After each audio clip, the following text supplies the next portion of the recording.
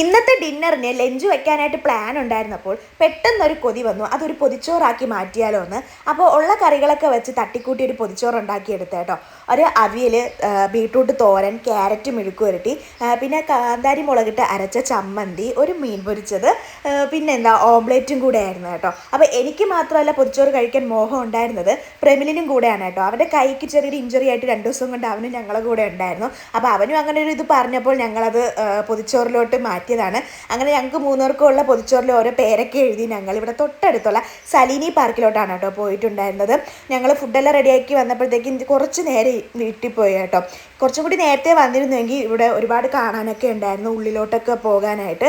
എന്നാലും ഞങ്ങൾ കുറേ നേരം അവിടെയൊക്കെ കറങ്ങി നടന്നതിന് ശേഷം ഞങ്ങൾ ഫുഡ് കഴിക്കാനായിട്ട് അകത്തോട്ട് ചെന്നിരുന്നു കേട്ടോ. അപ്പോൾ അവിടെ ലൈറ്റ് കുറവാണെന്ന് ഞങ്ങൾക്ക് അറിയാം, അതുകൊണ്ട് ഞങ്ങൾ ലൈറ്റൊക്കെ സെറ്റ് ചെയ്താണ് കേട്ടോ വന്നിട്ടുണ്ടായിരുന്നത്. അപ്പോൾ പ്രമിലിൻ്റെ ഐഡിയയാണ് ഈ കുപ്പി ഇതിൻ്റെ മുകളിൽ വച്ചിട്ട് ലൈറ്റ് കുറച്ചും കൂടി നമുക്ക് എല്ലാവർക്കും കിട്ടുന്ന വിധത്തിൽ ആക്കിയെടുത്തത്. അങ്ങനെ ഞങ്ങൾ പൊതിച്ചോറ് നൂത്ത് കഴിക്കാൻ പോവുകയാണേ. അപ്പോൾ ഈ ഗർഭിണി ആയതുകൊണ്ട് ഞാൻ തന്നെ ഫസ്റ്റ് തുടങ്ങാമെന്നും പറഞ്ഞ് എല്ലാത്തിൽ നിന്നും ഓരോ കറികളെടുത്ത് ചോറെടുത്ത് കുഴച്ച് ഞാൻ കഴിച്ചായിരുന്നു. അപ്പോൾ ഞങ്ങൾ വീട്ടിലിങ്ങനെ ചോറ് ഊണ് കഴിച്ചാലും ഇങ്ങനെ പൊതിച്ചോറായിട്ട് കഴിക്കുമ്പോൾ അതിൻ്റെ ടേസ്റ്റ് ഒരു പ്രത്യേകത തന്നെയാണ് കേട്ടോ. അപ്പോൾ ഇവിടെ പ്രമിലിനും മാൾട്ടയെ വന്നിട്ട് ആദ്യമായിട്ടാണ് അവന് ഇങ്ങനത്തെ ഒരു എക്സ്പീരിയൻസ്.